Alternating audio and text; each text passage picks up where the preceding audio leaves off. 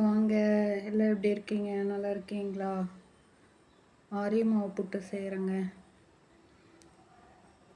இதே மாதிரியே செய்யுங்க, நல்லாயிருக்கும்.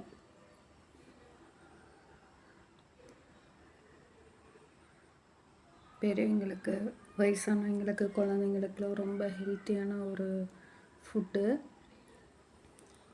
ஈவினிங் ஸ்நாக்ஸாக கொடுங்க.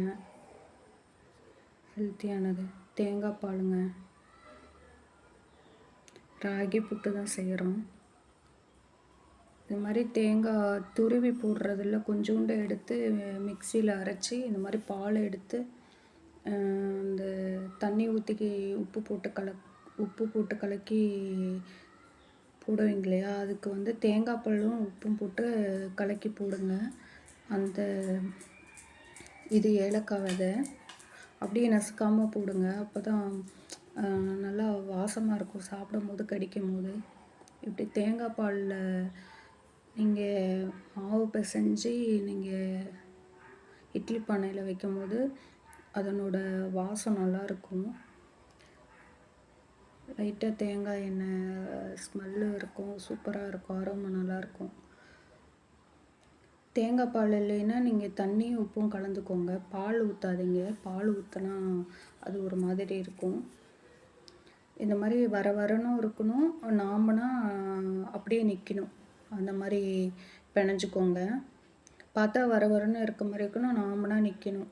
அப்படி பிணைஞ்சிக்கோங்க. ஏன் சொல்கிறேன்னா, ராகி புட்டை பொறுத்தவரையில் தண்ணி அதிகமாக ஊற்றிட்டிங்கன்னா கொலன்னு ஒரு மாதிரி களி மாதிரி ஆகிடும். அது மாதிரி ஆகக்கூடாதுன்னா நீங்கள் இந்த அளவுக்கு இந்த பதத்தில் பிணைஞ்சிங்கன்னா நல்லாயிருக்கும். வச்சுக்கலாம்.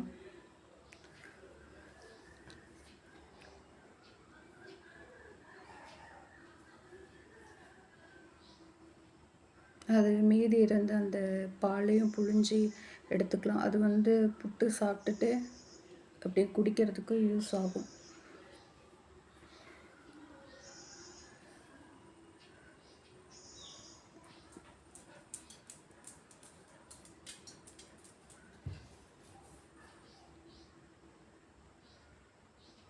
அவ்வளோதாங்க, வந்துடுச்சு. 10 நிமிஷம் தான், 10 நிமிஷம் கூட இல்லை.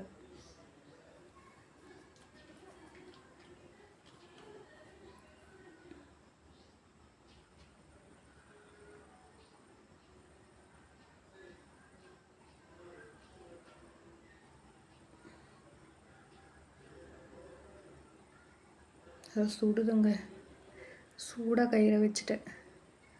அவ்வளோதாங்க தான். இப்படி கொட்டினா இப்படி பொலன்னு இருக்கணும். கையில் நாம்பினோம்னாலும் நல்லா ஸ்ப்ரிங்கு மாதிரி இருக்கணும். நாம்பும் போது நல்லா அது பஞ்சு மாதிரி ஸ்ப்ரிங்கு மாதிரி வரும். அதுதான் கரெக்டான பதம். இதை இந்த பாத்திரத்தில் எடுத்துக்கோங்க, சூப்பராக இருக்கும். ஏலக்காயும் தேங்காய் பூவும் போட்டிருக்கு, லைட்டாக சர்க்கரை. அவ்வளோதாங்க. இதேமாரி செஞ்சு சாப்பிடுங்க.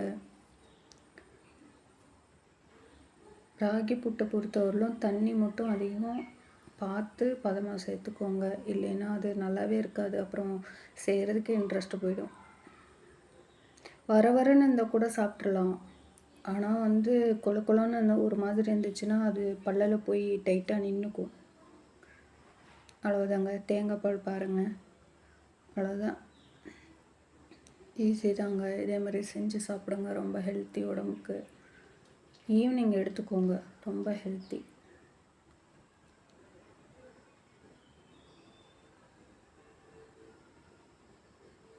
ஓகேங்க.